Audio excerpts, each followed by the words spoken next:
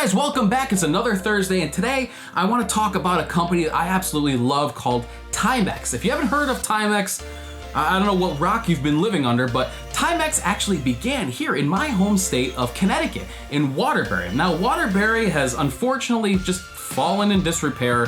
It's not a great city anymore, but at one time it was a great manufacturing town. And Timex began there. So their headquarters is still there. It's become a museum. You can go and check it out. But Timex is a great company which has only made watches. And I like that sort of heritage about them. They just make watches. That's what they do. And nowadays they're not what they used to be, but they do make some excellent choices for guys on a budget. Really, you can pick up some really cool watches for around $100, even cheaper. This here is the Timex Weekender. This is the 40mm version with a white face. And the thing about the Timex Weekender is that it's one of those watches which watch aficionados can appreciate as well as total newbies. This here was just around $50, and I think you can get them even cheaper for the 38mm version. This is just an excellent first watch for somebody if you're looking to get into watches and you haven't bought anything yet.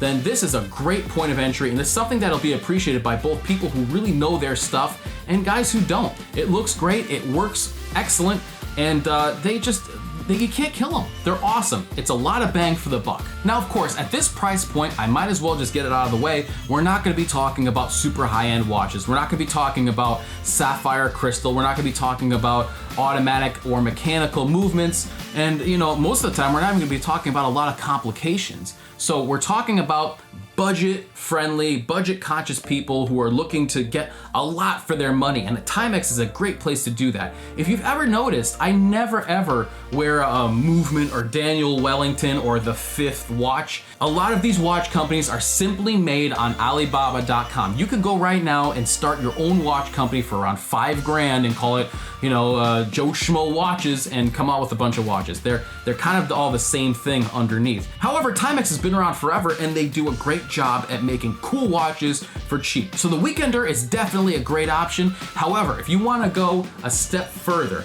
my favorite Timex watch of all time is the Waterbury, named after the city that they were founded in.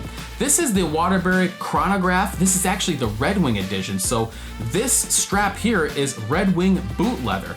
Todd Snyder was the original place you can get these. Now I think you can get them at theendclothing.com, but man, they are just too cool. The face on this, the slight domed crystal, the very thick leather on the strap, the Red Wing boot leather, and it has kind of like an off black color to the face. It's not black, and it's not really gray. It's somewhere in between, and it just has this really neat kind of old look to it. I really like this a lot, and I get more compliments on this watch than I do with any of my more expensive watches. So this is a great investment. And in fact, this is almost the big brother to the Weekender in a lot of ways. I mean, look at the straps. They're very similar.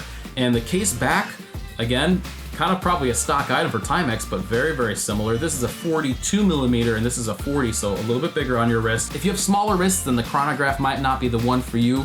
But they do make a 40mm and I believe a 38mm in the Waterbury series, and they're both just excellent. This I think comes in around $120, so still not too bad.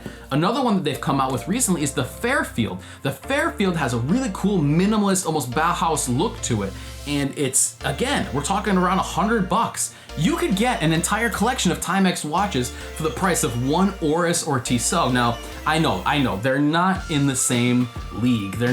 These are not gonna be, timepieces that you're gonna have forever that could go through wars and stuff like that and you're gonna pass on to your kids, maybe, but probably not. These are definitely, you're gonna get what you pay for, but the cool factor of both of these watches, in my opinion, is just, it's off the charts. For my money, if I was gonna spend $100 on a watch, I would much rather buy a Timex Weekender, Waterbury, Fairfield, Explorer. They have a lot of really cool models than I would some sort of startup that's just made in China, Alibaba kind of stuff. So that's where I'm coming from.